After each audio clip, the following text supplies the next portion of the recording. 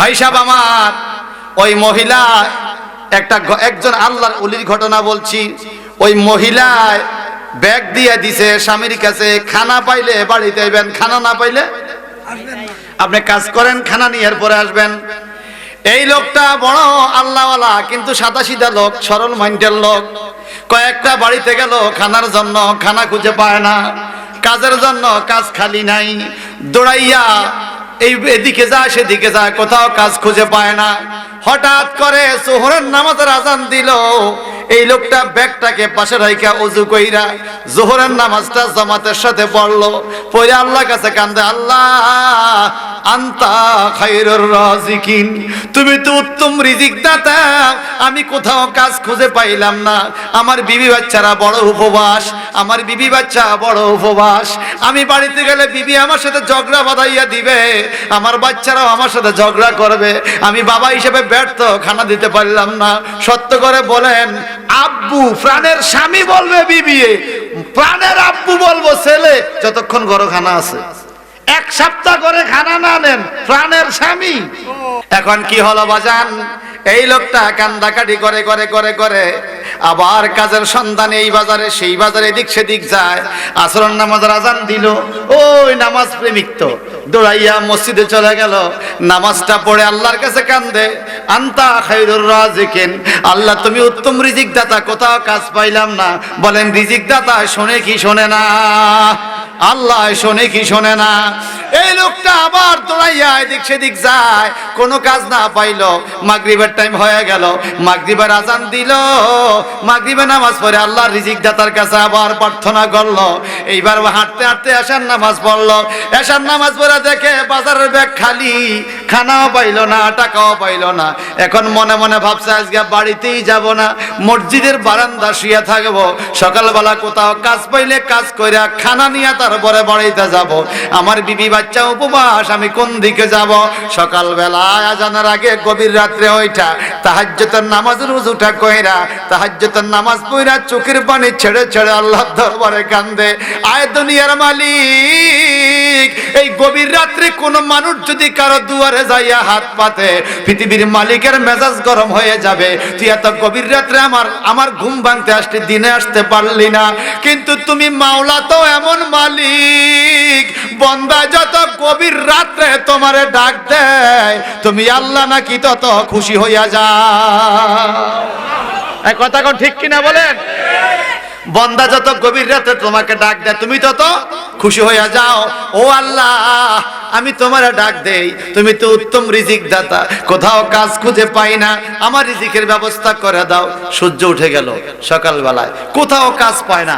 কাজ না পাইয়া ব্যাগটা হাতে লইয়া আস্তে আস্তে বাড়ির দিকে রওনা হলো।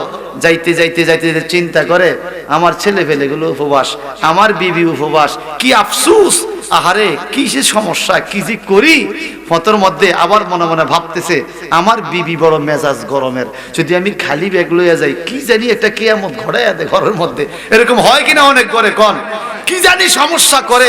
তা আল্লাহ একটা কাম করি, প্রথম আক্রমণ থেকে বাঁচার জন্য আমি একটা কৌশল করি। ফতর থেকে কতগুলো মাটির চাক্কা লইয়া বস্তাটা ফুরাইছে। কি লইয়া? কি লইয়া?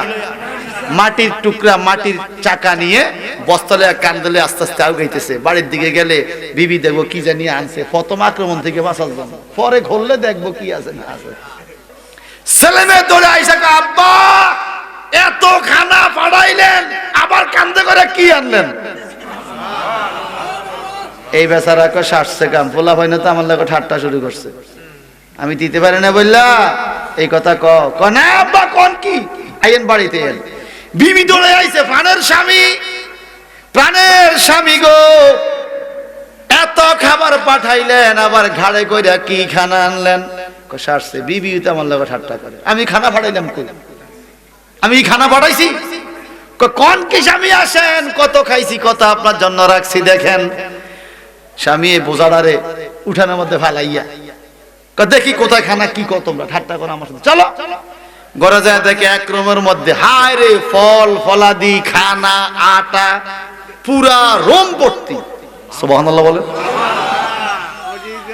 স্বামী গো, উট বুঝাই করে একজন লোকে খানা দিয়া গেছে, বলছে তোমার স্বামী ভালো একটা অফিসে চাকরি করছে, সে অফিসের মালিক বড় দয়াবান, ওই মালিকে তোমাদের জন্য এই খানাগুলো পাঠাইছে, তোমার স্বামী আগামী দিন আসবে, তোমরা খাইতে থাকো।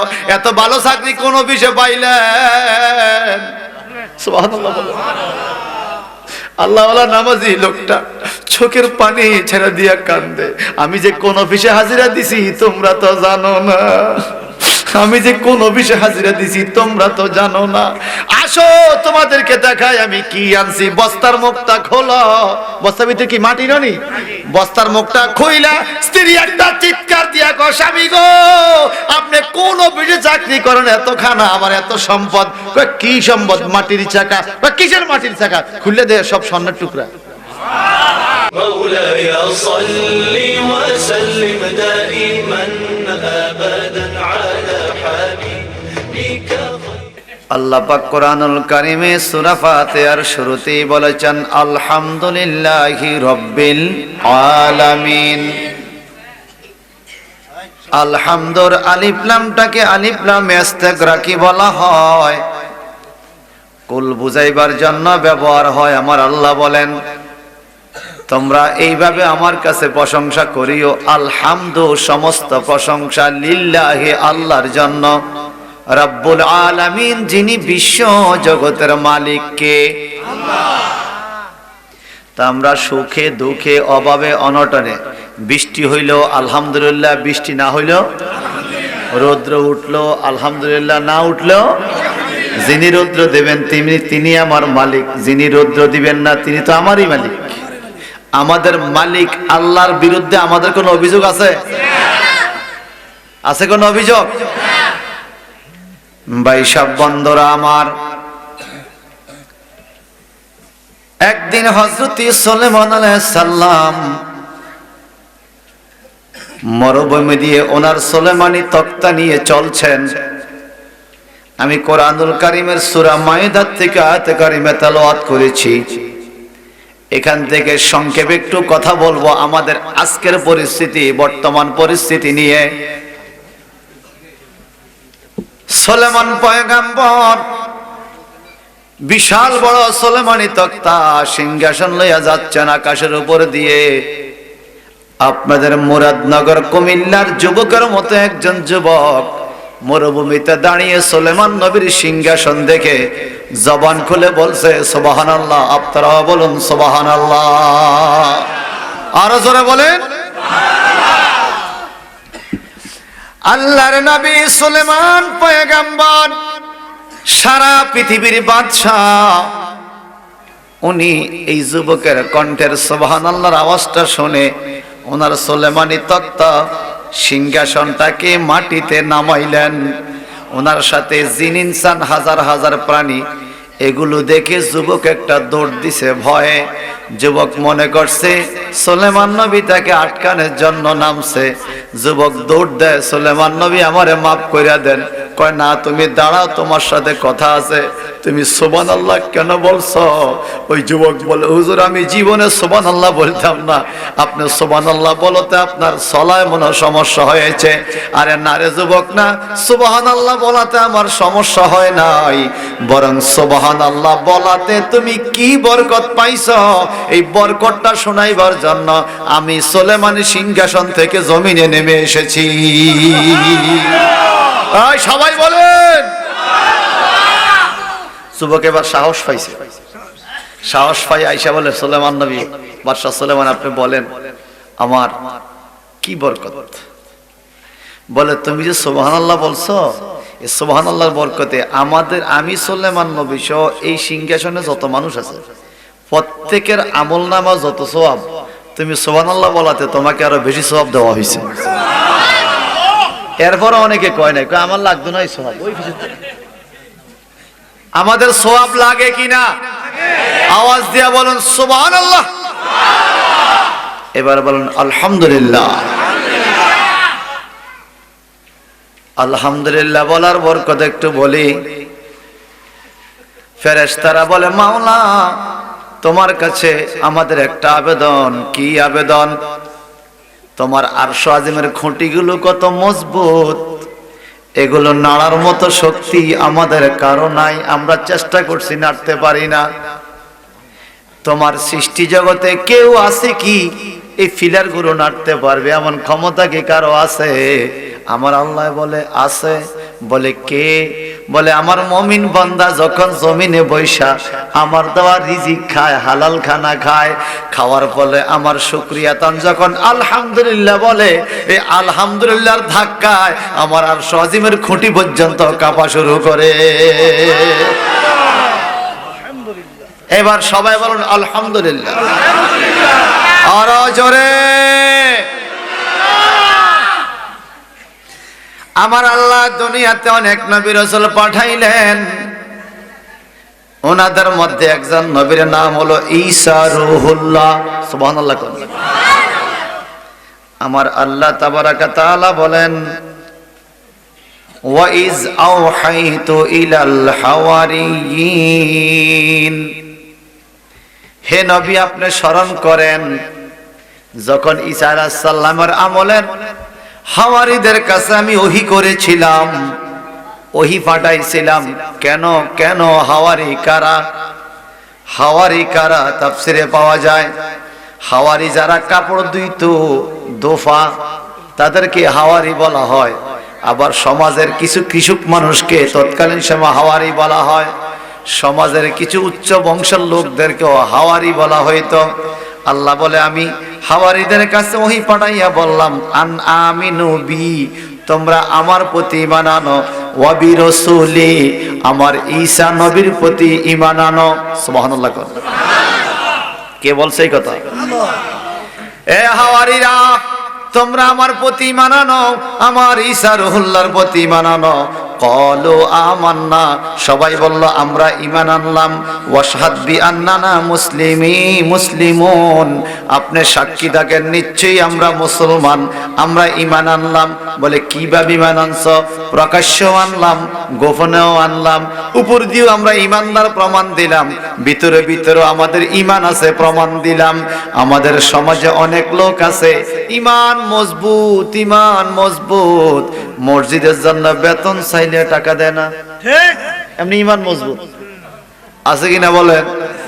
নাই নাই নাই নাই। আমার আল্লাহ তাবারাকা তাআলা বলেন, হাওয়ারীদেরকে বললাম তোমরা ঈমান আনো, তারা বলে আমরা প্রকাশ্যে ঈমান আনলাম, গোপনেও আনলাম। বাজান রে, কোরআনুল কারিমে মানুষের ঈমান আকীদা নিয়ে 3 প্রকারের সূরা আল্লাহ পাক নাজিল করেছেন। এর মধ্যে একটা সূরা হলো সূরা মুমিনুন, মুমিনদের শানে, একটা সূরা হলো সূরা কাফিরুন, কাফেরদের শানে, একটা সূরা হলো সূরা মুনাফিকুন, মুনাফিকদের শানে। এই পৃথিবীতে মুমিন চিনা যায়, কাফের চিনা যায়, কিন্তু মুনাফিক চিনা যায়। এরা কি করে? এরা কি করে? আল্লাহ বলেন, ওয়াইজা লাকুল্লাযিনা আমানু, যখন মুনাফিকরা ঈমানদারের কাছে যায়, ক্বালু আমান্না, এরা বলে আমরা ঈমান এনেছি। ওয়াইজা খালাউ ইলা শায়াতিনিহিম, যখন তাদের শয়তানদের কাছে যায়, অর্থাৎ নেতাদের কাছে একত্রিত হয়, ক্বালু, তখন তারা বলে ইন্নামা নাহনু মুস্তাহজিউন, আমরা তো ঠাট্টাকারী, আমরা তোমাদের সাথে আছি। ইন্না মাআকুম, আমরা তোমাদের সাথে আছি, আমরা তো ঠাট্টা করি মুসলমানদের সাথে, আমরা মুসলমানদের সাথে ঈমান আনি নাই, তোমাদের সাথে আছি। আবার মুসলমানদের ঘরে যায় কয় আমরা ঈমান আনছি, মুনাফিক কাফেরের কাছে যায় কয় আমরা তোমাদের সাথে আছি। আমাদের সমাজে এরকম কিছু লোক আছে বাজান রে, এতে সব দলের নেতা নাই মনে হয়, সবার সাথে আছে, এই আছে কিনা কোন? মনে রাখবেন, সমাজের সবাই যাকে ভালোবাসে, এই কথা খুব ভালো করে স্মরণ করেন। আমরা মানুষে ভালোবাসুক এটা আমরা চাই না, কিন্তু সমাজের সবাই যাকে ভালোবাসে, হিন্দু মুসলিম ধনী দরিদ্র সুদখোর ঘুষখোর নামাজি বেনামাজি, সবাই যদি আপনাকে দল বল মিশে ভালোবাসে, আপনি কি ভালো নেই? না, আপনি ভালো নয়। কারণ সমাজের সবাই আপনাকে ভালো বলবে কেন? বুঝা গেল আপনি হক কথা বলেন না। আপনি সুদখোরকে বলেন না তুমি কেন সুদ খাও, যদি সুদখোরকে সুদ খাও বলতেন সুদখোর আপনাকে ভালোবাসতো না। আপনি ঘুষখোরকে বলেন না তুমি কেন ঘুষ খাও, আপনি মদখোরকে বলেন না তুমি কেন মদ খাও, আপনি বেনামাজিকে বলেন না তুমি কেন নামাজ পড়ো না, যার জন্য আপনারা তারাও ভালোবাসেন। আপনি তাদের ভালোবাসা পাওয়ার জন্য চুপচাপ হয়ে আছেন, আপনি ভালো মানুষ নাই। সমাজের 100 জন লোক যদি এক জায়গা থাকে, 10 জন নামাজি 90 জন বেনামাজি, যদি 90 জন আমারে খারাপ বলে বলুক, 10 জন নামাজি ভালো বললে আল্লাহ বলবে আমিও তোমাকে ভালো বলি। কারণ তুমি কার পক্ষে? নামাজির পক্ষে, আল্লাহ আল্লাহর রাসূলের পক্ষে, ঠিক কিনা বলেন? বাজানদারে আমার, আল্লাহর নবী ঈসা আলাইহিস সালামকে সবাই ভালো বলে না, কিছু কিছু মানুষে ভালো বলে, কিছু কিছু মানুষে খারাপ বলে। ঈসা আলাইহিস সালাম বলে আমার তাতে কিছু আসে যায় না, আমার দায়িত্ব হলো আল্লাহর বাণী পৌঁছাইয়া দেওয়া, যারা আমাকে ভালো বলবে এরকম অল্প কিছু লোক হইলেই আমার চলবে। এই সুবহানাল্লাহ বলেন। إذ قال الحواريون يا عيسى ابن مريم هل يستطيع ربك أن ينزل علينا مائدة من السماء قال اتقوا الله إن كنتم مؤمنين।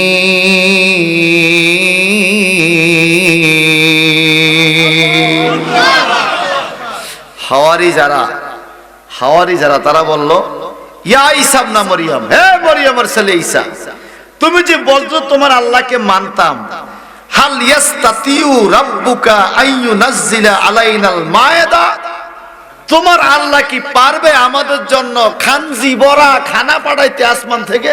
সুবহানাল্লাহ বললেন। খুব খেয়াল, খানজি ভরা বুঝুন তো? আপনাদের দেশে খাসিকে কি বলে? ওরা বলে, ওরা ওরা ওরা ওরা খানজি বুঝেন না? আমাদের দেশে খানজি বলে, বইয়ের ভাষা হলো খানজা, এক খাসি এক খানজা। আপনারা বিভিন্ন জিনিসপত্র নেন না, ধান গম এগুলো নেন না, ভান্ডের মধ্যে নেন না, ওরা ওরা ওরা ওরা এই দেশে ওরা বলে কেন? খানজা খানজি। আল্লাহ পাক বলে এ ওরা বইরা, বড় ওরা বইরা তোমার আল্লাহ দিয়ে আমগরে আসমান থেকে খানা দেয়, তো আমরা তোমার আল্লাহরে মানব। চিন্তা করছেন নি? আমগো তো সেরকম কিছু লোক আছে রে, খানা আছে যেখানে পাবলিক আছে। এখন যদি আজকে বলতো এই মাহফিলে যারা আসবে 500 টাকা করে নগদ দেওয়া হইব, নগদ 500, তুফান হইলো হয়তো। কথা বলেন ঠিক কিনা? এখন আমরা তো নগদে বিশ্বাসী, বাকিতে বিশ্বাসী না। দেখেন যারা আসে নাই তারা কি ঠকা ঠকছে আজকে, এই জন্য আমি এই আয়াত নিলাম। ভাইজান রে, কেন কেন সূরা মায়েদা আল্লাহ পাক নাজিল করলো? তার পিছনে কারণ আছে। কোরআনুল কারীমের বৃহত্তম সূরাগুলোর মধ্যে অন্যতম একটা সূরা হলো সূরা মায়েদা। মায়েদা শব্দ অর্থ খানজি ভরা খানা, ওড়া ভরা খানা, টুকরি ভরা খানা। ঈসা নবীর উম্মত কয় তোমার মাওলা কি আমাদেরকে দিতে পারবে খানজি ভরা খানা?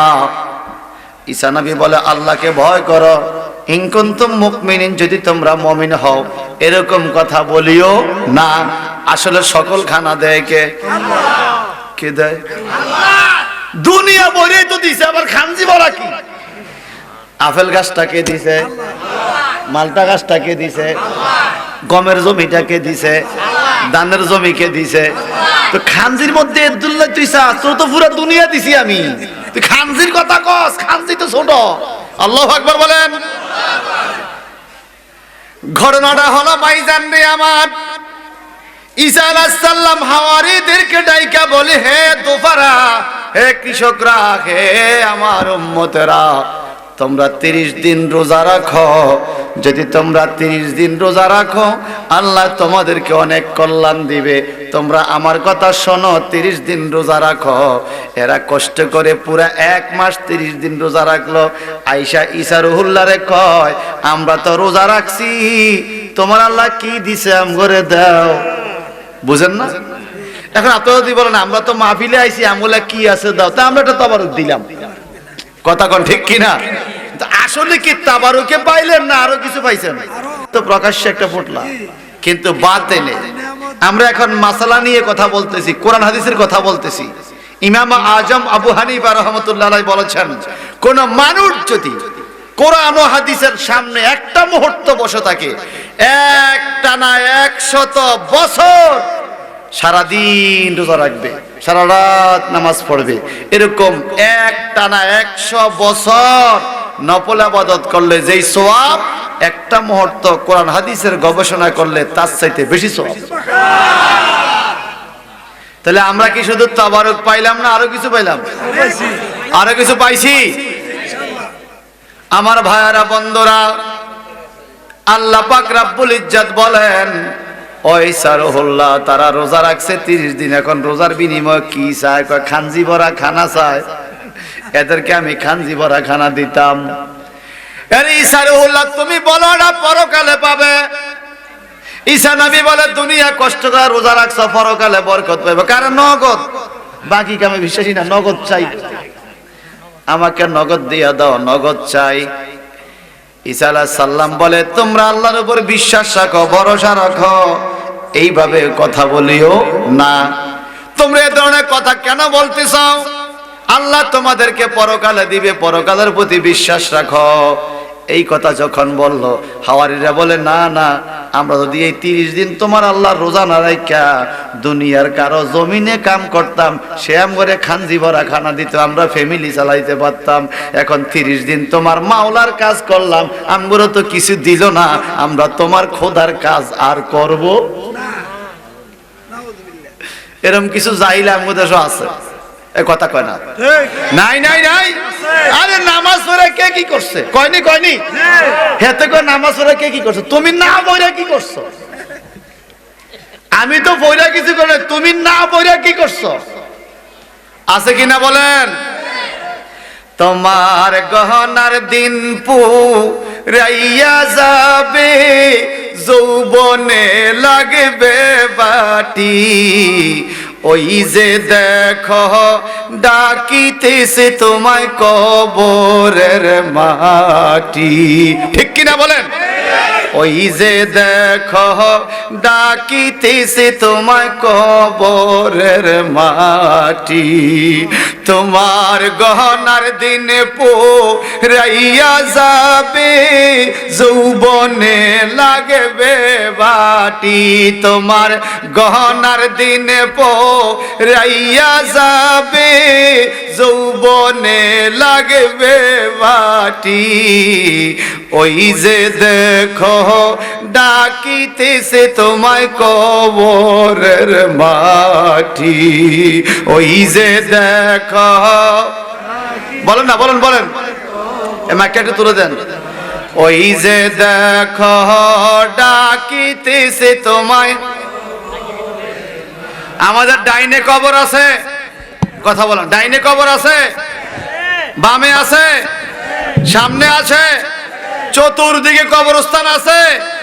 হয়তো আমরা জানি না 500 বছর আগের কবর আমাদের বসার নিচেও থাকতে পারে। কারণ 500 বছর আগে, 1000 বছর আগে এখানে কে ছিল আমরা কি জানি? কোনটা বাড়ি কোনটা কবর আমরা বুঝিও না। হয়তো আমরা মরে গেলে আগামী 500 বছর পরে আমাদের কবর উপরেও কারো বাড়ি হতে পারে। কথা বলেন, ঠিক কিনা বলেন? কবরে প্রতিদিন আমাদেরকে ডাকে, এই দুনিয়ার মানুষ আমার ভিতরে আসো, তবে আসার টাইমে সালান লইয়া আইও। কি লইয়া আইও? সালান কি? দোকানের ব্যবসা বাণিজ্যের টাকা পয়সা? ঈমান আমল। ঈমান কবরে সালান কি? ঈমান। এই ছাড়া আর কোনো সালান নাই। এবার একটু বলেন, ওই যে দেখো ডাকিতেছি তোমায় কবরের মাটি, তোমার গনার দিন পুরাইয়া যাবে, যৌবনে লাগবে বাটি, তোমার গনার দিন রাইয়া যাবে যৌবনে লাগবে বাটি ওই যে দেখো ডাকিতেছে তোমায় কবরের মাটি বলেন ওই যে দেখো কবরের মাটি সন্ধ্যার আগে যেদিন ডুবিবে বেলা এক পলকে ভেঙে যাবে তোমার রঙের মেলা ঠিক কিনা বলেন সন্ধ্যার আগে যেদিন ডুবিবে বেলা এক পলকে ভেঙে যাবে তোমার রঙের মেলা কারে দিবা তুমি জোরে দম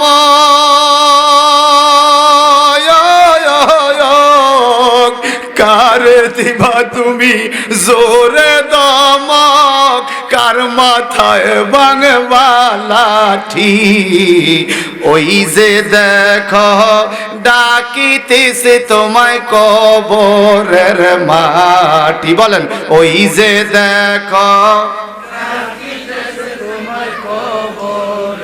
তোমার গনার দিন পুরাইয়া যাবে যৌবনে লাগবে বাটি তোমার গহনার দিন পুরাইয়া যাবে যৌবনে লাগবে বাটি ওই যে দেখো ডাকিতেছে তোমায় কবরের মাটি ওই যে দেখো ডাকিতেছে তোমায় কবরে খবর পেয়ে আসবে আত্মীয় স্বজন চারিপাশে বৈশা তারা করিবে কান্দন খবর পেয়ে আসবে আত্মীয় স্বজন চারিপাশে বৈশা তারা করিবে কান্দন সাজাইবে মনের মতো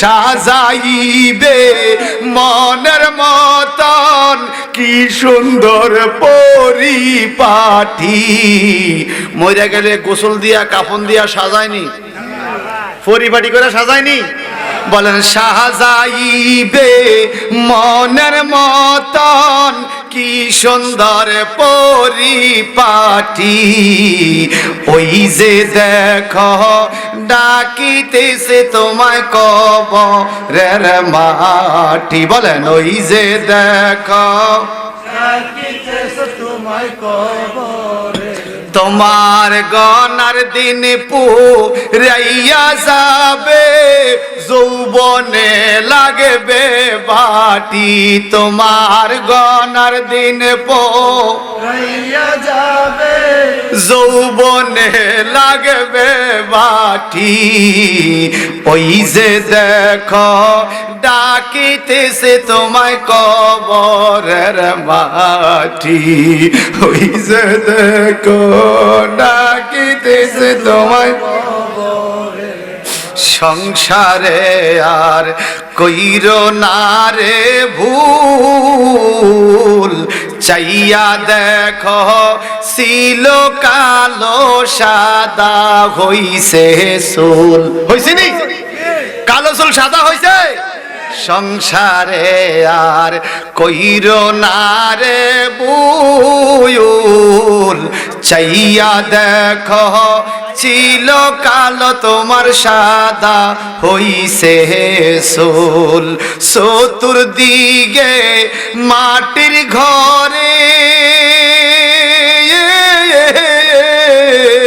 চতুর্দিকে মাটির ঘরে দিবে না শীতল পাটি তোমার চতুর্দিকে মাটির ঘরে দিবে না শীতল পাটি ওই যে দেখো ডাকিতেছে তোমায় কবরের মাটি ওই যে দেখো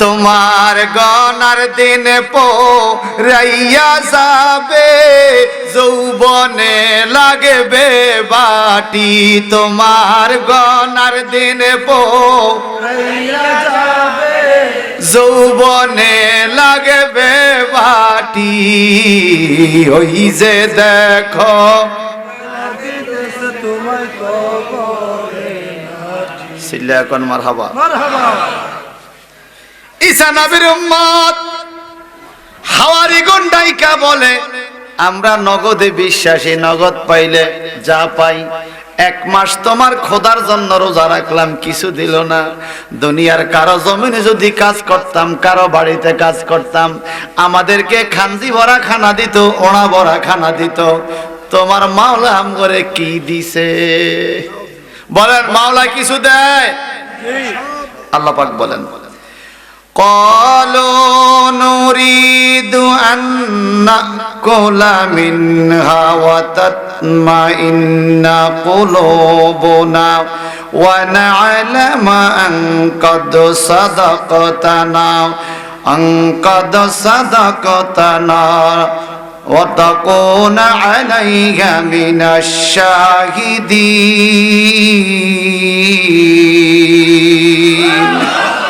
আল্লাহু আকবার বলেন আমার আল্লাহ পাক বলেন ক্বালু নুরিদু এই লোকগুলো বলো আমরা চাই কি খানা কেন চা বলো আমরা চাই তোমার আল্লাহ খানজি ভরা খানা দিবে এগুলো আমরা খাবো ওয়া তাতমাইন্না কুলুবুনা আমাদের মন শান্তি করব খানায় বলে শান্তি খানায় আমাদের মনটা শান্তি করব আসলে বিষয়টা কি শোনেন হযরত ইব্রাহিম নবী বলে আল্লাহ তুমি তো বলেছ তুমি মানুষকে জিন্দা করছো আবার তুমি মারবা সুম্মা ইউহয়িকুম আবার তোমাদেরকে জিন্দা করব তুমি আল্লাহ বলছো আল্লাহ তুমি নাকি মরারে জিন্দা করো এটা আমার মনে বিশ্বাস কিন্তু চোখ দিয়া দেখতে মন চায় তুমি কেমনে মরা জিনিসকে জিন্দা করো আল্লাহ পাক বলে ইব্রাহিম তোমার কি কথা বিশ্বাস হয় না আল্লাহ বিশ্বাস হয় কিন্তু এটা তাতমাইন্নাল কুলুব মনের প্রশান্তি কেমনে কেমনে মরা জিনিস জিন্দা করো আমি একটু দেখতে চাই আল্লাহ পাক বললেন ও ইব্রাহিম তুমি একটা কাজ করো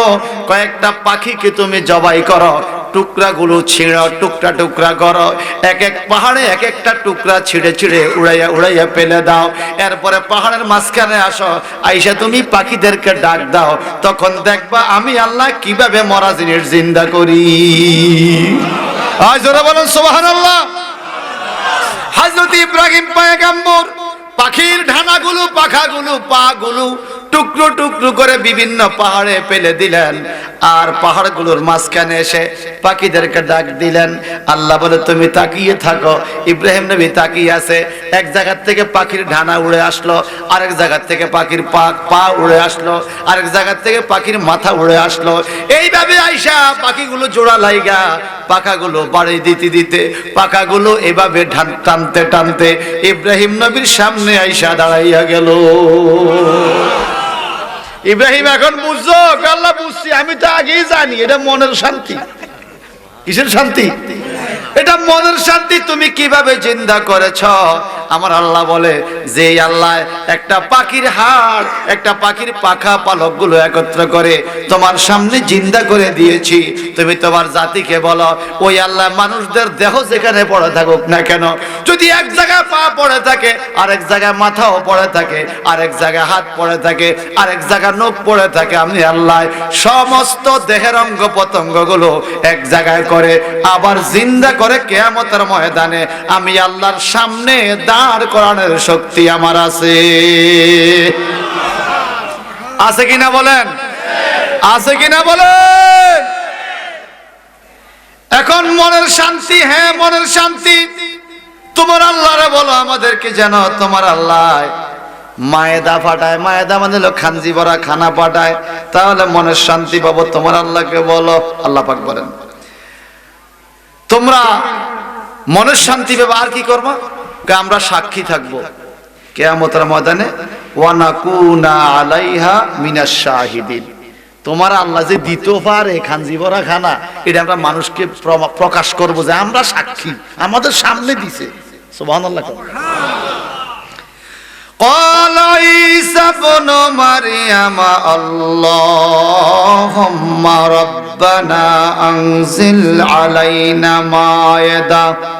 مائدة من السماء تكون لنا عيدا। আমার আল্লাহর নবী ঈসা আলাইহিস সালাম বলো, গো আল্লাহ তুমি আমাদের জন্য আসমান থেকে আনজিল আলাইনা মায়েদা, আসমান থেকে আমাদের জন্য মায়েদা পাঠাও। মায়েদা মানে খানজি ভরা খানা, ওড়া ভরা খানা পাঠাও। কেন কেন? ওয়াতাকুনু লানা ঈদা, যেদিন আসমান থেকে খানা পাঠাইবা ওই দিনটা আমরা ঈদের দিন হিসাবে আনন্দ করব। কিসের দিন? ঈদের দিন। যেদিন খানা আসবে ওই দিনটা ঈদা আমাদের জন্য কি হবে? ঈদের দিন হবে। কোন সময়? লিল আউয়ালিনা ওয়াল আখিরিনা, একদম দিনের শুরু থেকে শেষ পর্যন্ত সারাটা দিন আমরা আনন্দ করব। কারণ তুমি আমরা আসমান থেকে রহমতের খানা পাঠাইছো। আসমান থেকে রহমত আইলে আমরা খুশি হই কিনা বলেন? আওয়াজ দিয়া বলেন। আসমান থেকে রহমত পাইয়া যদি ঈদের আনন্দ করতে পারে, আপনাদের কাছে আমার একটা অনুরোধ, দেশবাসীকে বলে যাই বাজান, আমার আল্লাহ যে বললেন ওয়ামা আরসালনাকা ইল্লা রাহমাতাল লিল আলামিন, আল্লাহ পাক আখিরি পয়গম্বর নবী মুহাম্মদ মুস্তাফা সাল্লাল্লাহু আলাইহি সাল্লামকে রহমাতাল লিল আলামিন করে সমগ্র বিশ্ববাসীর জন্য পাঠাইলেন। যদি খানা পাইয়া ঈদ আনন্দ করা যায়, আমার নবীরে পাইয়া কি ঈদ আনন্দ করা যায় না? নবী বড় না খানা বড়? কিয়ামতে কি আমারে খানায় বাঁচাইবে না নবী বাঁচাবে? আসনা আমার মুক্তার, আসনা আমার ব্যারিস্টার, আসনা আমার মুক্তার, আসনা আমার ব্যারিস্টার, শেষ বিচারের হাইকোর্টেতে তিনি আমায় করবেন পার। আমি পাপী তিনি জামিনদার, আমি পাপী তিনি জামিনদার। জামিনদার নবী মুহাম্মদুর রাসূলুল্লাহ। বলেন নবী কিয়ামতে উম্মত পার করবে, জামিন হবে। আমার নবী বললেন, হে আমার উম্মত, যারা লজ্জাস্থান আর মুখ এই দুইটা জিনিস হেফাজত করতে পারো, কিয়ামতের ময়দানে আমি তোমার জান্নাতের জিম্মাদার হব, আমি তোমার জামিনদার হব। রাসূল পাককে জামিনদার মানেন কে কে? হাত তোলেন। আমিও মানি। নারে তাকবীর, নারে রিসালাত, হযরত মাওলানা আবুল হাশিম শামী আজি সাহেব। রাসূল পাক কাল কিয়ামতের ময়দানে জামিনদার হবে কিনা বলেন? ক্ষমতা দিয়েছে কে? আহা, নবী আমার উম্মতের জামিনদার হবেন। মারহাবা বলেন। তো সেই জামিনদার যেদিন দুনিয়াতে আসলো, ওই দিনটাও ঈদের আনন্দের দিন, খুশির দিন। যেহেতু আসমান থেকে খানা আসলে ঈদের আনন্দের দিন, খুশির দিন হয়। আমার আল্লাহ তাবারাকা তাআলা বলেন, ঈসা আলাইহিস সালাম বলল লানা ঈদাল আউয়ালিনা ওয়াল আখিরিনা, ওই দিন প্রথম থেকে শুরু পর্যন্ত শেষ পর্যন্ত আমাদের ঈদের দিন হবে, আনন্দের দিন হবে। যেদিন আপনি আসমান থেকে খানজি বড়া ওড়া বড়া খানা পাঠাবেন। আল্লাহু আকবার করেন, আরো জোরে বলেন। এবারে কি বলে আল্লাহ পাক বলে, ওয়ারযুকনা ওয়া আনতা খায়রুর রাযিকিন। একটু বলেন তো, উত্তম রিজিক দাতা কে? আল্লাহ। ঈসা আলাইহিস সালাম বলে, আল্লাহ আপনিই তো সর্বোত্তম রিজিক দাতা, আমাদেরকে রিজিক কে দেয়? আমি যতই অটো চালাই, গাড়ি চালাই, কাজ করি, চাকরি করি, খোদার দয়া যদি না হয় তাহলে কাজ হবে না। দেখেন আমি একটা রিজিকের উদাহরণ দিই। আমাদের মা বাবা আছে না? আমি হাজীগঞ্জ থেকে, এটা আরো 7 বছর আগের কথা, জুমার নামাজ পড়াতে হয় এমন এলাকায় হাজীগঞ্জ থেকে, যেখানে প্রায় 15 কিলো দূরে, 15-16 কিলো দূরে বড় একটা বাজার, রহিমানগর বাজার মসজিদ, হয়তো নাম শুনেছেন। অনেক বড় মসজিদ, সেখানে জুমার নামাজ পড়াই। তাড়াতাড়ি করে পাগড়ি বাঁধা বাসে উঠে গেলাম, হাত দিয়ে দেখি আমি নোটবুক আনিনি, আমার কাছে 1 টাকাও ভাড়া নাই। আমাদের মরণ আসেনি, রিজিক কে দেয়? মরণের টাইমে রিজিক চাননি? কি রিজিক চান? মরণের টাইমে একটাই রিজিক চাই, আল্লাহ গো আমার ইমানটারে মজবুত করো, নবীর দেখতে দেখতে যেন কলমাটা পড়তে পারি। এর থেকে বড় আর কিছু আছে? মরণকালে নবীরে দেখার চাইতে বড় রিজিক আর আছে? খুশনসিব হয়ে যাবে, সুবহানাল্লাহ বলেন। ফতুয়া লিখলাম, 2-20টা ফতুয়া দিয়ে স্বাক্ষর টাক্ষর সিল দিয়ে দিলাম। আমাকে 500 টাকার 4টা নোট দিল। কয়টা? কতবার জিগেল ভাই কত? আমি বললাম ভাই আমার তো এখানে আজকে কোনো ডিমান্ড নাই, অন্য সময় ডিমান্ড আছে, আজকে কোনো ডিমান্ড নাই, যা দাও মোড়ে পকেটে টিয়া নাই। 2000 টাকা। কত? 2000 টাকা আমার পকেটে দিল, ওনারা বিদায় হয়ে চলে গেল। আমি তখন অতিরিক্ত আবার সেজদা দিলাম আল্লাহকে, যে আল্লাহ পকেটে মাত্র টাকাই নাই, মার জন্য ফল নিব, হয়তো 500 টাকার ফল নিতাম, এখন 2000 টাকা তুমি আমার মায়ের জন্য মিলে দিছো, মারহাবা বলেন। একদম বেশি করে ফল নিলাম, আম্মার জন্য পান নিলাম। আম্মাকে এত গ্লান্স আজকে, আমি কে আম্মা আজকে তো নাইট থেকে হইছে। কিসের থেকে হইছে? নাইট থেকে হইছে। আরে সংসার সংসার কইয়া ববে গো, বলতাম না, মাহফিল কর্তৃপক্ষের অনুরোধ আছে এই গজলটা গাওয়ার জন্য। করলাম না বন্দিগি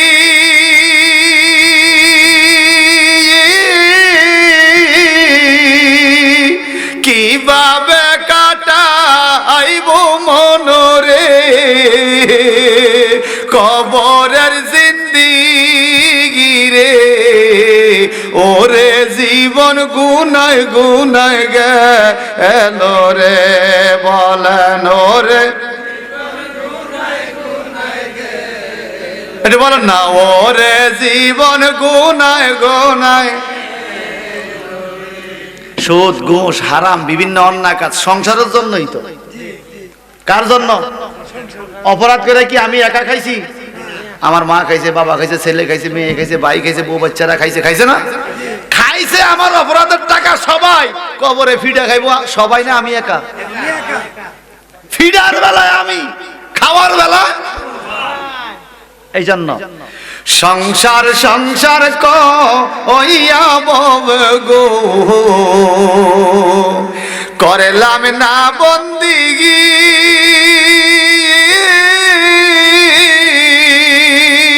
কিভাবে কাটাইব মনরে,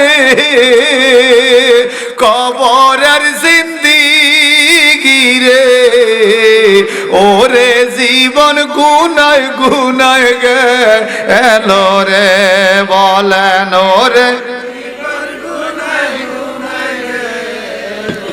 আরে ছেলে মেয়ের জালাই পইরা রে, ডাকলাম না মাওলা রে, কি জানি কেউ উপায় হবে গো, অন্ধকার কবরে রে, ওরে জীবন গুনায় গুনায় গেল রে, বলেন ওরে। এই নিঃশ্বাসের বিশ্বাস কইরা গো, বানলাম বাড়ি গো,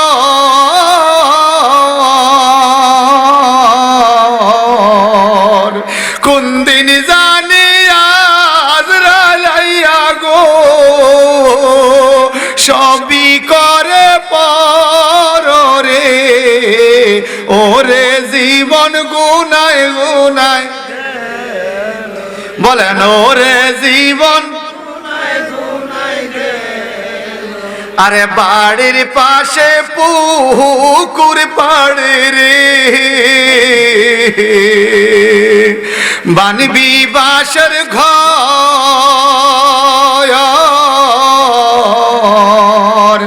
বায়ো নাই তোর বা আন্দব নাই রে,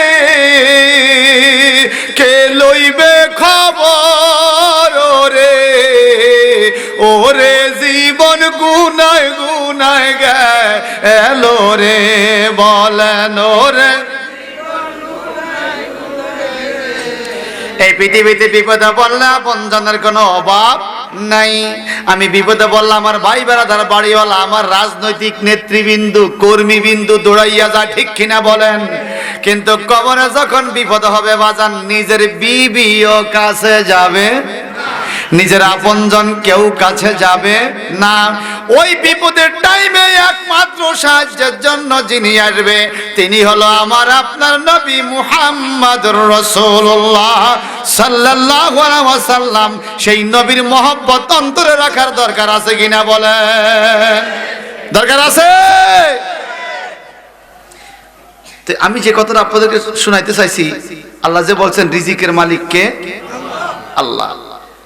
খায়রুর রাজিকিন, উত্তম রিজিক দাতা। 1 টাকা আমার পকেটে নাই, 1-1.5 ঘন্টা পরে 2000 টাকা পকেটে। চিন্তা করা যায়? বাজেটটা কে করছে? এই জন্য কখনো টেনশন করবেন না যে ঘরে খানা নাই, ভাত নাই, তেল নাই, নুন নাই, এগুলো বলবেন না। আপনি তো আছেন, আপনি নাই, আপনি আছেন তো যথেষ্ট। একটা পাখি কখনো চিন্তা করে না এখন একটা পোকা পাইছি আর পাবো কিনা, আগামী বেলা কি খাবো পাখি জানে না। একটা কুকুর জানে না রাত্রে সে কোন রকম খুঁজে বিচারে কিছু খাইছে, সকালে কি পাবে কি খাবে সে জানে? জানে? একটা বিড়াল জানে না সে কখন কি খাবে, পাইলে খাবে না পাইলে না খাবে, কোথায় ঘুমাবে সে জানে না। কিন্তু আমাদের ঘুমানোর জায়গা আছে, আমাদের আশ্রয়ের জায়গা আছে, ঘরের মধ্যে চাউল আছে বস্তা ভরা, তবুও টেনশন কমে না, ঠিক কিনা বলেন? টেনশন মুক্ত জীবন এটা বড় নিয়ামত, এটা বড় নিয়ামত। টেনশন মুক্ত জীবন। এক লোকের 10 তলা বিল্ডিং মুরাদনগর বাজারে, আপনি আরে বাপরে কত বড় বিল্ডিং, আল্লাহ যদি আমার এরকম একটা থাকতো। আপনি এটা কইয়া লাভ আছে?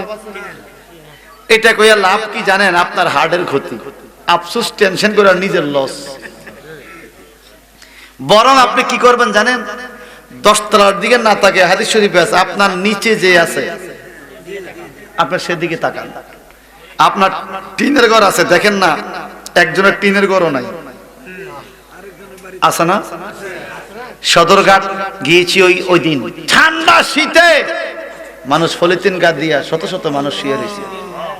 কত রেল স্টেশনে হাজার হাজার মানুষ, এরা অত মানুষ, ওরা মানুষ না?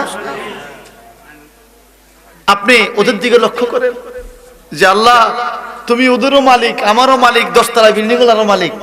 আমার 10 তলা বিল্ডিং এর দরকার নাই, যার ঘর নাই আমার তো একটা ঘর আছে, আলহামদুলিল্লাহ তুমি তার থেকে আমাকে ভালো রাখছো। এই কথা বলবেন, দেখবে আপনার মনে কত শান্তি আসে, ঠিক কিনা বলেন? আর আপনি বলবেন হাই হাই রে কত বড় বাড়ি রে আমার নাই, এটা দিয়ে মনের আফসোস ছাড়া আর কোনো লাভ। এবার যারা এখানে আসি বলেন, ধনী হন গরিব হন, সুস্থ হন অসুস্থ হন, আল্লাহর কোরআন শরীফ সামনে নিয়ে মাহফিলে বসে আছি, আমি মনে করি আল্লাহ এই পৃথিবীতে এই মুহূর্তে আমি সবচাইতে ভালো আছি। আপনারা কি বলেন? সবচাইতে ভালো আছি না? ভালো রাখছে কে? আল্লাহ পাক বলেন তোমরা রিজিকের পিছে দৌড়াইও না, তোমরা রিজিক দাতার পিছে দৌড়াও। সুবহানাল্লাহ। রিজিক দাতা কে? আল্লাহ। রিজিকের পিছে দৌড়াইও না, রিজিক দাতার পিছে দৌড়াও। তোমার রিজিক তোমার পিছে পিছে দৌড়াবে। সুবহানাল্লাহ বলেন। রিজিক তোমার পিছে পিছে। আমি আমার জীবনের ইতিহাসটা আদামের শোনাই। আমি কলেজ থেকে মাস্টার্স করার পরে আমার বাংলাদেশ রেলওয়ে চাকরি হয়েছে, রেল ডিপার্টমেন্টে, চিআরবি চট্টগ্রাম রেল ভবন জুনিয়র অডিট অফিসার হিসাবে 2 বছর চাকরি করে ছেড়ে দিয়েছে। গভর্নমেন্ট চাকরি। আমার সাথে যাদের রিক্রুট হয়েছে তারা এখন 65,000 টাকা বেতন ড্র করে, 65,000 টাকা পায়। আমার সাথে যারা আমার সাথে ঢুকছে 2009 সালে কথা বলতেছে, এখন এত বছর পরে তাদের স্কেল বাড়তে বাড়তে ইনক্রিমেন্ট হইতে হইতে 65,000 টাকা এখন ড্র করে। আর আমি এখন মাদ্রাসা ড্র করি 35,000 টাকা। তো কোথায় 65 কোথায় 35? অর্ধেক নাই। আমার 2 ভাই সেনাবাহিনী চাকরি করে, বড় ভাই ছোট ভাই, আমি হলাম এই অবস্থায়। তো আমি মাদ্রাসা বিজ্ঞপ্তি পাইয়া ওটা ছেড়ে নিবন্ধন ছিল আইসা চাকরি আলহামদুলিল্লাহ হয়ে গেছে। আমার আব্বা আম্মা খুব খুশি হয়েছে, তোমার মাদ্রাসা পড়াইছি, তুমি এখন রেলওয়ে ডিপার্টমেন্টের মাদ্রাসা আইছো, এটা ভালো হয়েছে, তোমার জন্য মাদ্রাসা খেদমত করবা, আমি বলে দোয়া করবা, এটাই আমরা চাই। টাকা পয়সা রিজিকের মালিক আল্লাহ। আমার দুই ভাই আমারে ফোন দিয়ে এত রাগ হয়েছে, সরকারি চাকরি সোনার হরিণ ছাইড়া দিছো, পরে বুঝবা। আমি কি পরের কথা আমি ভাবি না, আমি এখনকার কথা ভাবি, পরের কথা ভাববো আমার মাওলা। কে ভাববে? এখন আমার অবস্থা কি? আলহামদুলিল্লাহ। অনেক মারহাবা বলবেন না?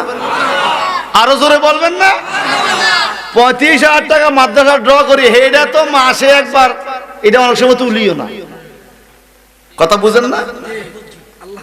আল্লাহ পাক কতবার নিয়েছে আল্লাহ নবীর দেশে, আলহামদুলিল্লাহ। মা বাবার খেদমত করার একটা সুযোগ করে দিয়েছে। বাবার জন্য হজ করাইছি, মারে নিছি, নিজের বিবির নিছি, নিজে গেছি। আমি মনে করি 1000 বিল্ডিং না করা, 1000 বিল্ডিং করার চাইতে একবার কাবার বিল্ডিং নজর দেওয়া অনেক দামি। নিজের 1000 বিল্ডিং এর চাইতে আল্লাহর কাবা ঘরের দিকে নজর দেওয়া এর চাইতে বড় দুনিয়ার হইতে পারে? আল্লাহ আর কি দিত? আলহামদুলিল্লাহ। ভালো আছে না খারাপ আছে? ভালো আছে। এখন আমার দিবে মাঝে ফোন দিয়ে কয়, তোমারে আব্বা আম্মা দোয়া করে গেছে তো, আমরা কত কইছি তুমি ছাড়ছো, এখন তো আলহামদুলিল্লাহ। এখন মাঝে মাঝে বলে, এখন আমি 1 মাসের বসে তুমি 1 রাইতে খাবো। কথা কয় না? দেয় কে? হ্যাঁ, রিজিকের মালিক কে? কখনো রিজিকের পিছে দৌড়াইবেন না, রিজিক দাতা মাওলার পিছে দৌড়ান, রিজিক আপনার পিছে আসবে। কিন্তু আমরা দৌড় দেই উল্টা দিকে।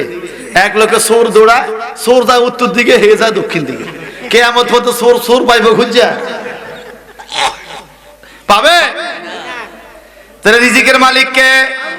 দেখেন খানজি বড়া খানাটা কিভাবে আসছে, এই কথাটা বলে শেষ করব। কষ্ট হয়েছে আপনাদের? এক মহিলা ওনার স্বামীকে বলতেছে, ঘরে চাউল ডাউল কিচ্ছু নাই, তুমি মসজিদে যাও আর ঘরও আইও, তোমার মসজিদে তুমি ভরে থাও, ঘর চাইল নেই, বলা বাইন খায় না, দিমুকের থেকে ধরো এই ব্যাগ দিলাম, বাজার ছাড়া বাইতেও না, বাজারটা লয়ে যাও, ব্যাগ নিয়ে যা বাজার।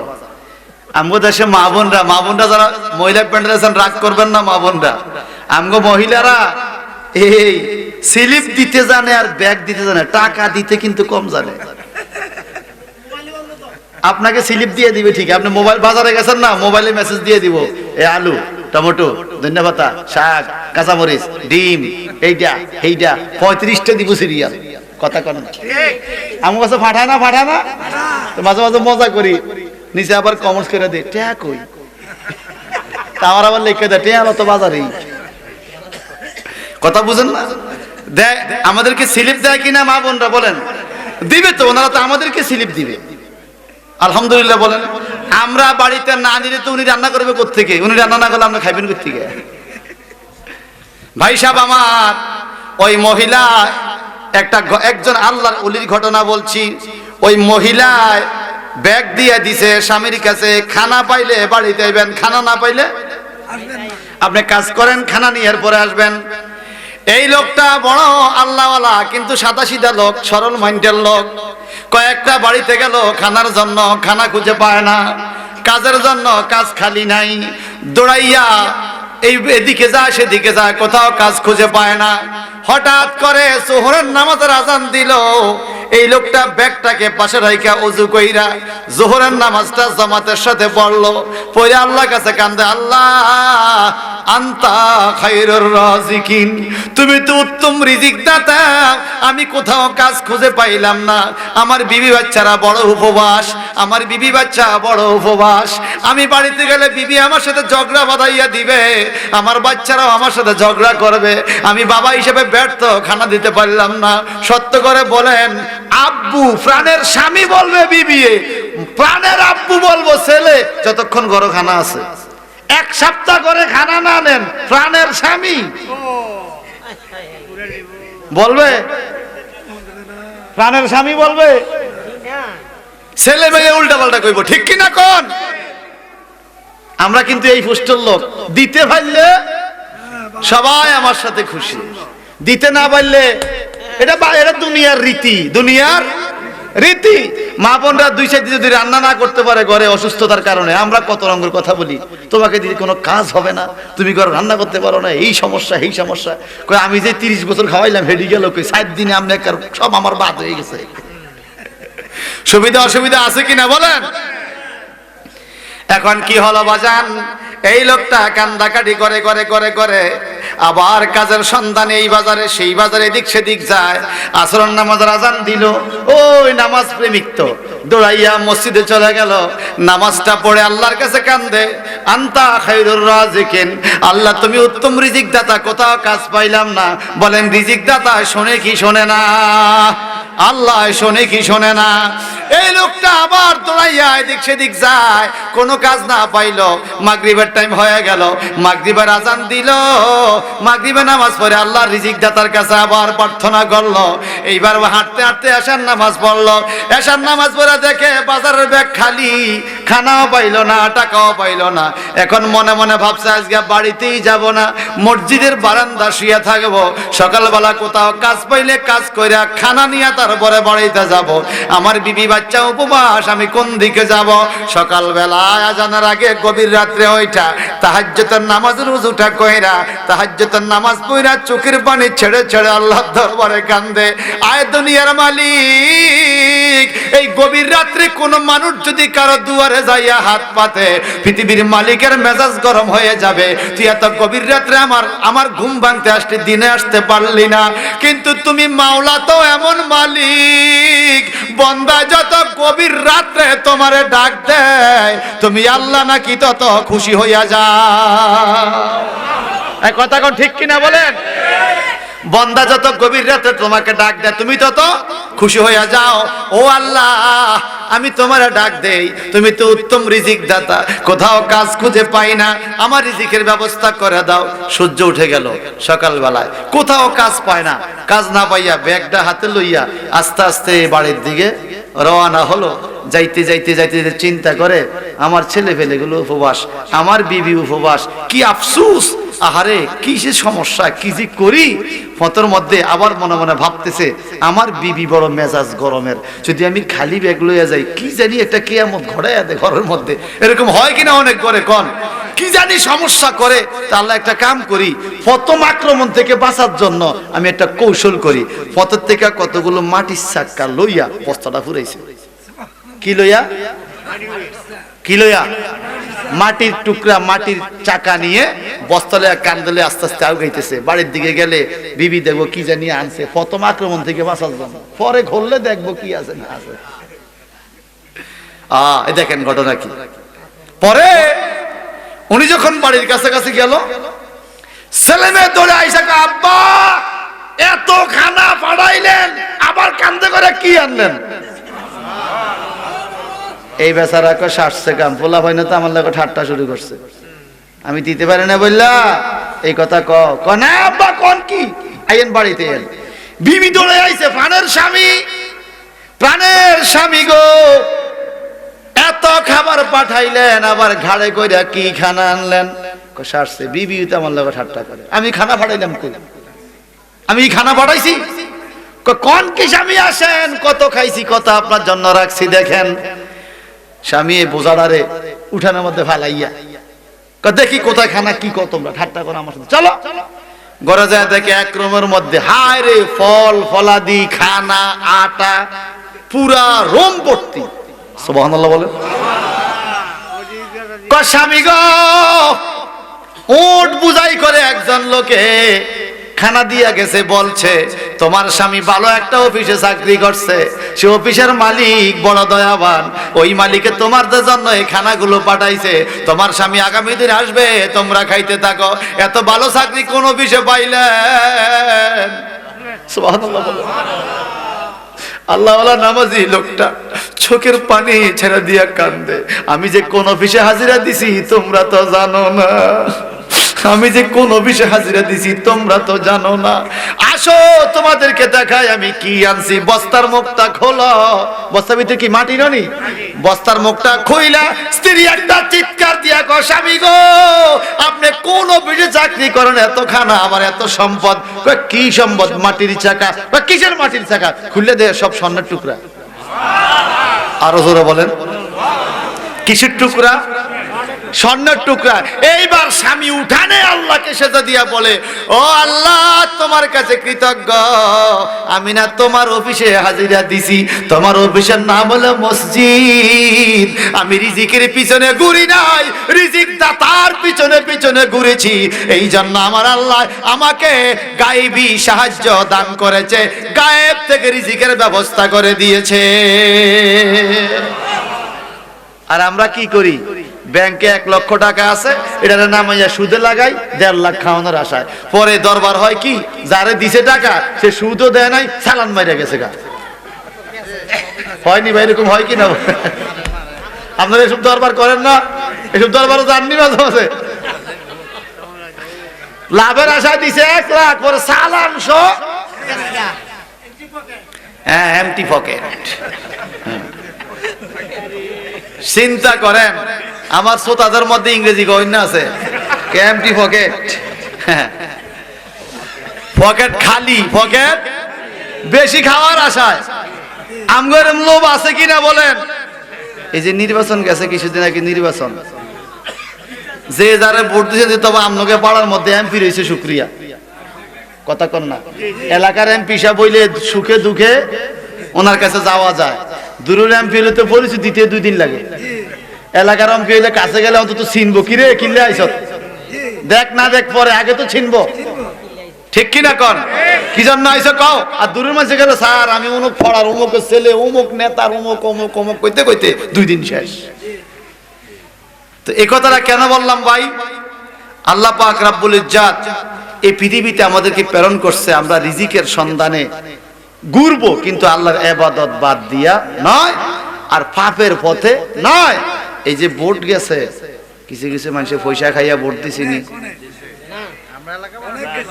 আপনাকে জানো না, আমি আমার এলাকার কথা বলতেছি, খায় না।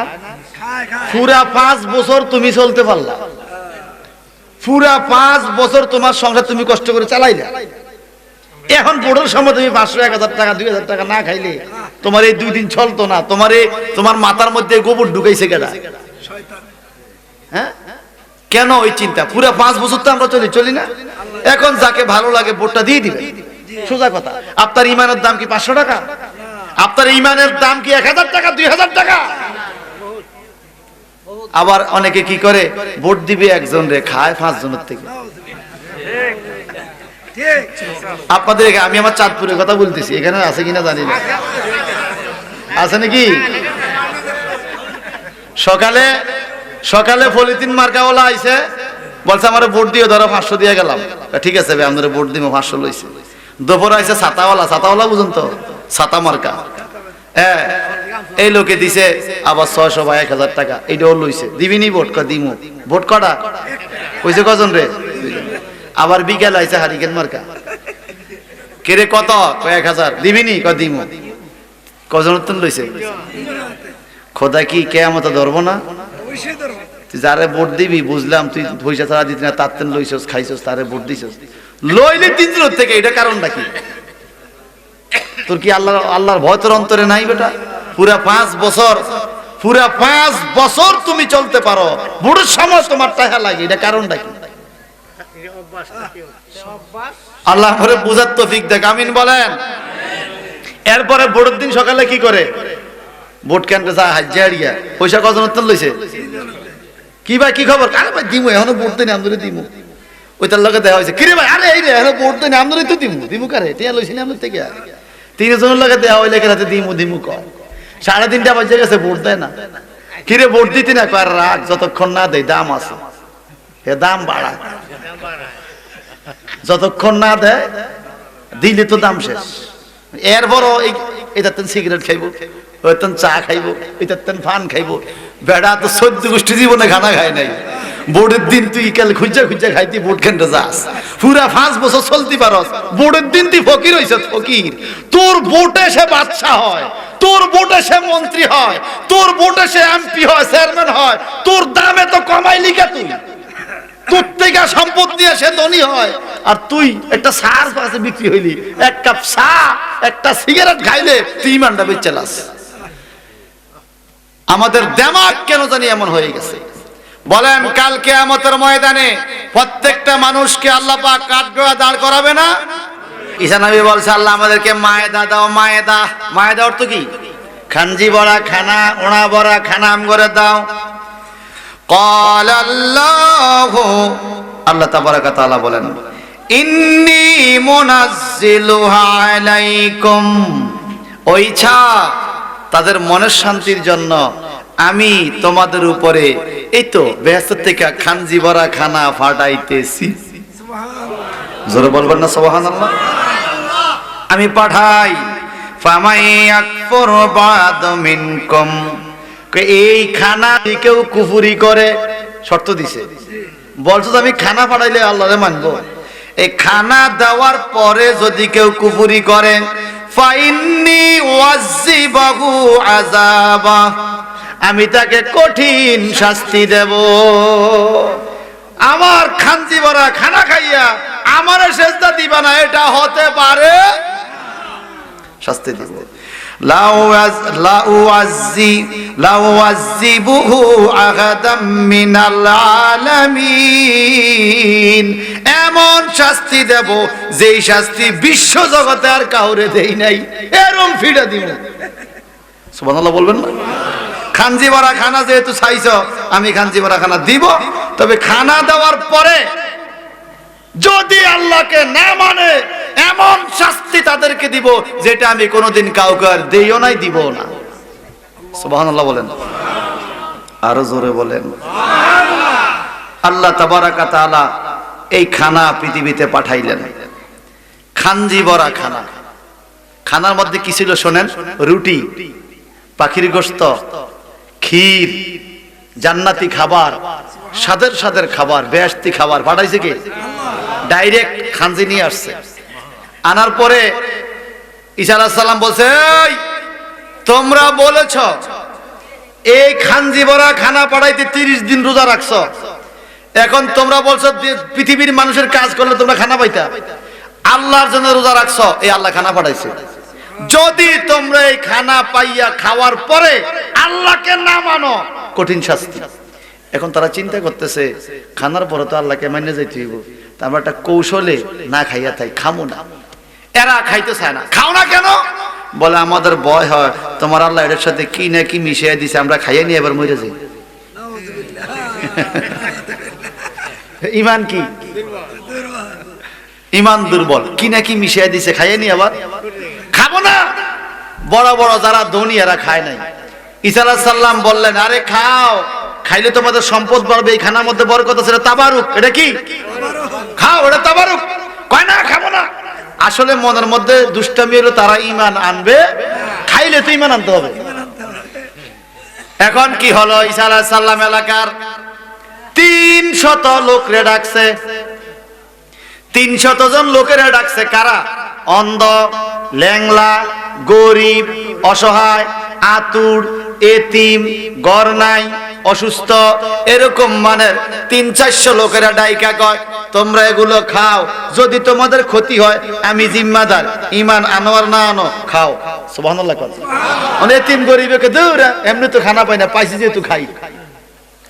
এরা যে খাইছে অন্ধ চোখ সুস্থ হয়ে গেছে, খাইতে দেরি ল্যাংলা সুস্থ হয়ে গেছে, অসুস্থ রোগী সুস্থ হয়ে গেছে, বুড়া মানুষ জোয়ান হয়ে গেছে। আর যারা গরিব অসহায় তাদের সম্পদ এত বাড়ছে, এলাকার শ্রেষ্ঠ ধনী হয়ে গেছে। আরো জোরে বলবেন না সুবহানাল্লাহ? এখন যারা খায় নাই তারা আইসা কয় কি ভুল করলাম রে, কি ভুল করলাম, খানজি ভরা খানা আমরা কইয়া আনলাম, কইছি তো আমরা, অনুরোধ করলাম আমরা, ঈসা নবী দোয়া করে আনছে, আমরা খাইলাম না, কারণ মনের মধ্যে গুডুর ফুডুর গুডুর ফুডুর গুডুর ফুডুর গুডুর ফুডুর। আমাদের সমাজের কিছু লোক আছে রাসূলের পাকে একটু দাঁড়ায় সালাম দিব, হেতে দাঁড়াইতাম নি মনে দাঁড়ায় লস না দাঁড়ায় লস, মনের মধ্যে একটা গুডুর ফুডুরের রোগ আছে। এক কথা ঠিক কি না? আর আমরা যারা রাসূলের পাককে দাঁড়িয়ে সালাম দেই আমাদের মনে কোনো গুডুর ফুডুর নাই, আমরা দাঁড়িয়ে যাই রাসূলকে সালাম দেই, আমাদের বিশ্বাস আমাদের সালাম নবীজি শুনবে। রাসূলের পাককে শোনার শক্তি দিয়েছে কে? আর যে রসুল পাককে সালাতু সালাম দিবে সে জান্নাতি। সে কি জান্নাতি, সে জান্নাতি। সর্বশেষ সালামের বিনিময় হলো আল্লাহ তাকে জান্নাত দিবে। আমিন বলবেন না?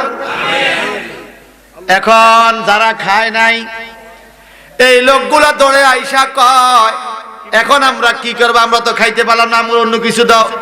ঈসা নবী কয় তোরা গরমে যা ঘুমা, ঘরে যা ঘুমা, তোমরা তো খানজি ভরা খানা চাইছো আর সময় মতো খানা খাইতে পারলা না, তোমাদের মনে সন্দেহ, ঘরে যায় ঘুমা। 300 লোক ঘরে যায় ঘুমাইছে। এই ঘুমের মধ্যে তারা সব বানর হয়ে গেছে। বানর কি হয়ে গেছে? আল্লাহর অভিশাপ তাদের উপরে, সব বানর হয়ে গেছে। এখন তারা ঘর থেকে বাইরে একটা একটাতে কামড় দেয়, কেস বেস এই সেই। ঈসা আলাইহিস সালাম ডাকে, এই অমুকের বাপ এদিকে আসো। ওই বানর যেটা বানর হইছে অমুকের বাপ দৌড়ে সামনে আইসা কয় তুই বানর হইছ, এটা কি বুঝস? মাথা লাড়ে, কিন্তু কথা কইতে পারে না, জবান নাই কিন্তু বুধ শক্তি আছে। এর 300 লোককে ডাকছে, সব বানর হয়ে গেছে। এরা 3 দিন পর্যন্ত পৃথিবীতে ছিল, 3 দিন পরে এরা সবাই মরে গেছে, ধ্বংস হয়ে গেছে। তো এখানে এই আয়াত দ্বারা আমরা কি বুঝলাম? আজকে বৃষ্টি যাইয়া ঠকি না, না দিয়ে যা যাইয়া ঠকি, মাহফিলে যাব না। যারা আসছে ঠকছে না জিতছে? জোরে বলেন। আর যারা আসে না ওরা কি জিতছে? ওরা ঠকে গেছে। যদি এই মুহূর্তে বলতো ওটা কি মুরাদনগর নাকি, এদিকে কাছাকাছি নদী আছে তিতাস নদী, যদি এই মুহূর্তে বলতো রামচন্দ্রপুর বাজারের পাশে নদীর মধ্যে খালের মধ্যে মাছ ভাইয়া উঠছে, এক এক রুই মাছ 3 কেজি 4 কেজি, এক এক মাছ 10 কেজি 12 কেজি আর মাছ, শুধু মানুষের নাম রেই ধরতে পারে, পানি বরফের মতো ঠান্ডা, এরপর নাইমা যাইতো মাছটার লাগিয়া। ঠিক কিনা বলেন? তুমি বরফে পানির মধ্যে নামছো দুনিয়ার একটা মাছের জন্য। আল্লাহ যে বলছে জান্নাতে গেলে জান্নাতি মাছের কলিজা বুনা করে খাওয়াইবো, তোমার বাকিটা পছন্দ হয় নাই। কথা কোন ঠিক কিনা? জান্নাতি মানুষকে প্রথম খানা দিব কি? মাছের কলিজা বুনা, মাছের কলিজা। এটা খাওয়ার পরে শরীরের সমস্ত দুর্বলতা শেষ হয়ে যাবে, আপনি আদম নবীর মতো সুন্দর হয়ে যাবে এবং 25-26 বছর যুবক হয়ে যাবে। মাছের কলিজা খাবেন নি? আলহামদুলিল্লাহ বলেন না? আল্লাহ তো মুমিনকে খাওয়াবে ইনশাআল্লাহ। আরে আমরা খাবো ইনশাআল্লাহ। আগে আকার পরক আল্লাহ মুমিনকে বলছে যারা ঈমানদার এরা বেহেশতে যাবে, এরা জান্নাতি। ঈমানদাররা কি? শুধু আমাদের কাজ এখন আমরা গুনাহ যা করছি, আল্লাহ জীবনে ভুল করছি, কানা ধরে তওবা করলাম, জীবনের এই পাপ করতাম না, আমারে মানা করে দাও, আল্লাহ আমারে মাফ করে দাও, আমি এই সোজা পথে চলবো। এই তওবা কাজ যদি করতে পারেন আল্লাহ বলছে যা তোরে মাফ করে দিলাম। তওবা করার পরে জান্নাতি। তওবা করার পরে কি? তা আমাদের অভ্যাস কি? আমরা সকালে তওবা করি, বিকালে আবার তওবা ভাঙি। সকালে তওবা করছে জীবনে আর বিড়ি খাইতাম না, এখন বিকালে খায়। এই তুমি না সকাল তওবা করলা বিড়ি খাইতে, আমি বিড়ি খাই, কি খাই? সিগারেট খাই। এরকম তওবা প্রমোশন বাড়ছে, এরকম তওবা আমরা আসেনি কর। কয় আমি এখন আর সুদে টাকা লাগাই না, আমি সুদ খাই না। তুমি কি খাও? কয় আমিও জমিনের উপরে, ইটের উপরে, ঘরের উপরে, উপরে। এরকম আছে কিনা বলেন? এগুলা করবেন না। সর্বশেষ কথা বলেন, রিজিকের মালিক কে? আল্লাহ। আরো জোরে আল্লাহ। আরো মায়া করেন আল্লাহ। আম্মা আয়েশা সিদ্দিকা রাদিয়াল্লাহু তাআলা আনহা বলেন, আমি আমার নবীজির সংসার করেছি 9 বছর। কয় বছর? এই 9 বছর জীবনে আমি আয়েশা কোনোদিন দেখি নাই রাসূলুল্লাহর সংসারে কেউ পেট ভরে খানা খাইতে। এত অভাবের সংসার ছিল, পেট ভরে কেউ খানা খায় না, একটা দুইটা খাজুর পাইলে ভাগ করে একটু একটু খাইতো। রিজিকের মালিক কে? আল্লাহ। হযরতে তালহা রাদিয়াল্লাহু তাআলা, মিশকাত শরীফ হাদিস আছে, আমার নবীর কাছে আয়েশা কয়, ইয়া রাসূলুল্লাহ পেটে বড় ক্ষুধা, আর টিকতে পারি না, সাহাবায়ে কেরাম আপনার ঘরের বাইরে দাঁড়িয়ে আছে, ওনারাও আসছে আমার সাথে, আমারে আপনার সামনে পাঠাইছে, একটু দোয়া করুন আল্লাহ যেন মেঘ বৃষ্টি দিয়ে রিজিকের ব্যবস্থা হয়। পেটে এই দেখেন পাথর বাঁধছি, এভাবে চাদর উঠে তালহা দেখায়, তালহা রাদিয়াল্লাহু তাআলা দেখায় যে পেটে পাথর বাঁধছি, একটা পাথর কত বড় বাঁধতে আসছে, কুজা হয়ে যায়, পাথর বাঁধতে রাখছে পেটের ক্ষুধায়। বলেন আমরা কি কেউ পাথর বাঁধছি পেটে? মানছি? তা আমরা কেন এত হারাম খাবো? পেটে পাথর বাঁধছে তবুও হারাম। আমার নবীজি বলেন, তালহা তাহলে তুমি আমার দিকে তাকাও। নবীজি এইভাবে দুই দিক থেকে চাদর তুললেন, তালহা রাদিয়াল্লাহু তাআলা একটা কথাও বললেন না। কানতে কানতে রাসূলুল্লাহর ঘর থেকে বেরিয়ে গেলেন। সাহাবায়ে কেরাম বলে, তুমি এভাবে কাঁদছো কেন? নবীজিকে তোমরা আর বিরক্ত করো না, আমরা একটা একটা পাথর বানছি, আমাদের থেকে নবী বেশি ক্ষুধার্ত। বলে কিভাবে বুঝছো? রাসূল যখন চাদর তুলছে দেখছে নবীজির পেট মোবারকে দুইটা পাথর বাঁধলো। আমরা একটা পাথর বানছি, নবীর পেট মোবারকে দুইটা পাথর বাঁধা। নবীজি আমার এত ক্ষুধার্ত অবস্থা, সাহাবায়ে কেরাম এত ক্ষুধার্ত অবস্থা, তারপরও আমরা কেন রে ভাই হারামের পিছে ঘুরবো? কেন আমরা হারাম খাবো? ভাই সাহেব, বন্ধুরা আমার, একদম শেষ পর্যায়ে চলে আসলাম রে বাজান। নবী মুহাম্মদ রাসূলুল্লাহ সাল্লাল্লাহু আলাইহি সাল্লামের বিবি আয়েশা সিদ্দিকার কথা শুনলাম। এবার আসেন নবীজির কন্যা খাতুনে জান্নাত ফাতেমাতুজ জাহরা রাদিয়াল্লাহু তাআলা, যার স্বামী হযরতে আলী কাররামাল্লাহু ওয়াজহাহু ওয়া রাদিয়াল্লাহু তাআলা আনহু, যাদের বিয়ের জন্য স্বয়ং আল্লাহ প্রস্তাব দিয়েছে। সুবহানাল্লাহ বলেন। রিজিক কি জিনিস, রিজিক কি জিনিস দেখেন। হাসান কান্দে খানা নাই, ইমাম হুসাইন কান্দে খানা নাই, পেটের ক্ষুধা সহ্য করতে পারে না। খাতুনে জান্নাত মা ফাতেমা একটা খালি পাতিলের মধ্যে পানি লইয়া চুলার উপরে দিয়া একটু পরে পরে আগুন দেয়। হাসান হোসেন কানতে কানতে ঘুমাইয়া যায়, খানা নাই। একটু পরে আবার জাগ্রত হয়, খানা হয় না, আবার কানতে কানতে ঘুমাইয়া যায়। এরকম কিছুদিন করে খানা নাই ফাতেমার সংসারে। মাওলা আলীও কাজ কাম খুঁজে পায় না।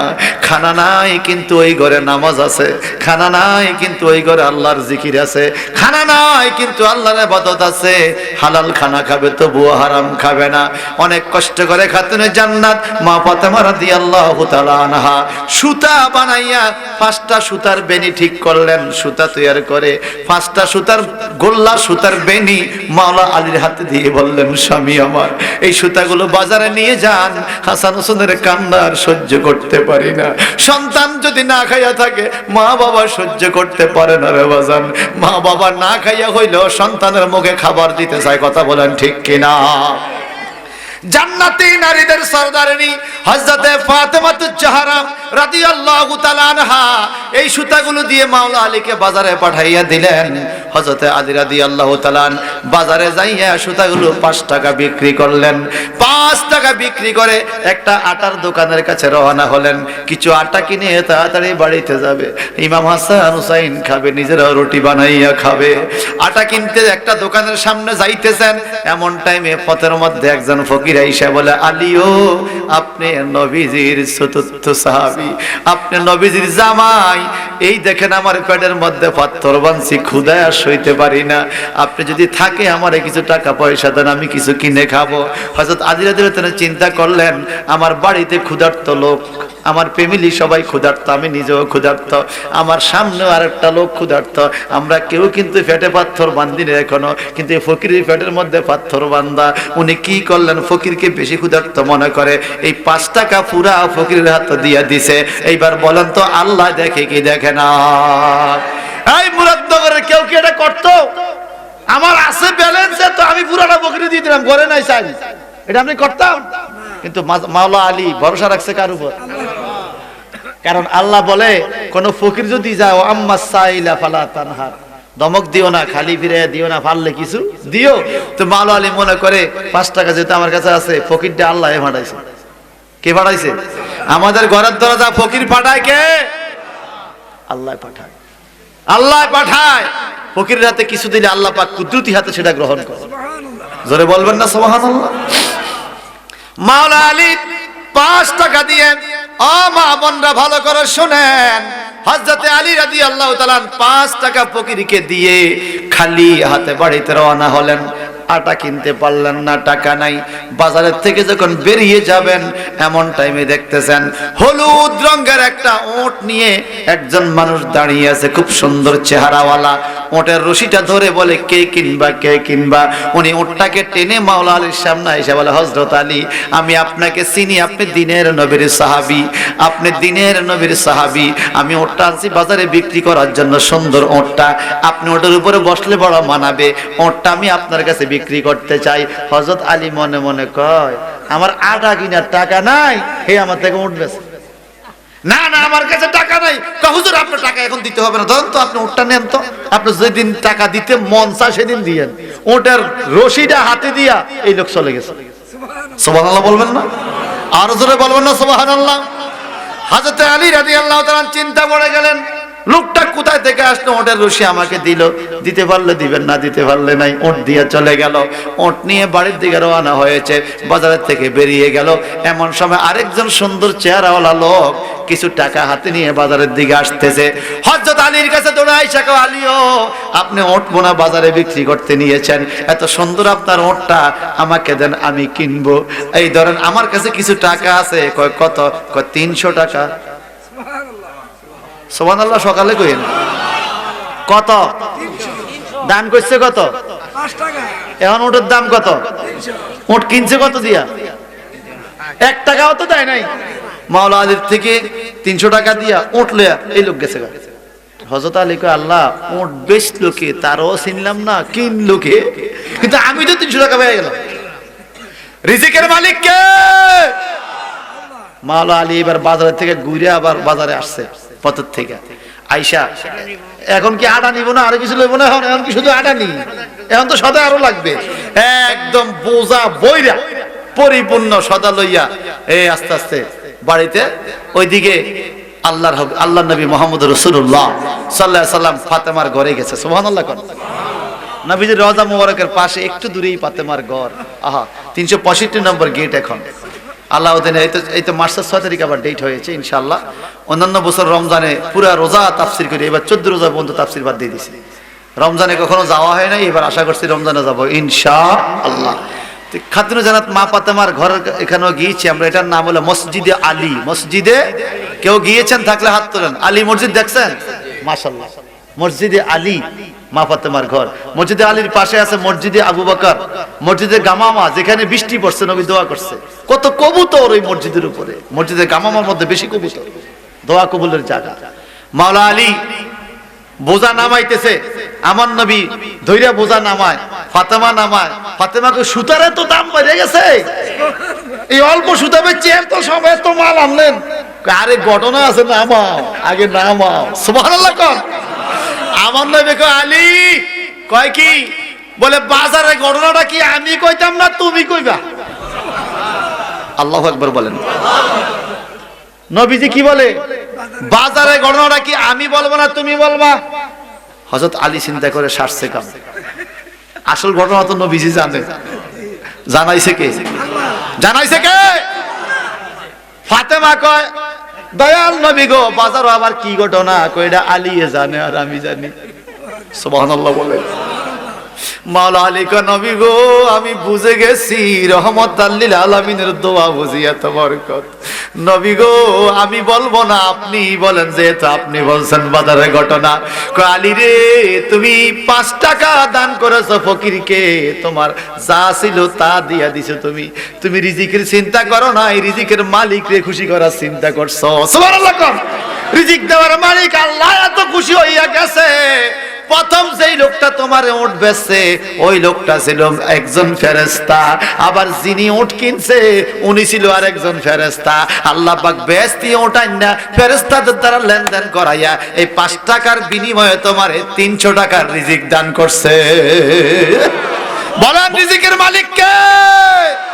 তাহলে আমরা কি খানার পিছে দৌড়াবো না রিজিক দাতার পিছে দৌড়াবো? রিজিক দাতার পিছে দৌড়াও, তোমার রিজিকের কোনো অভাব হবে না।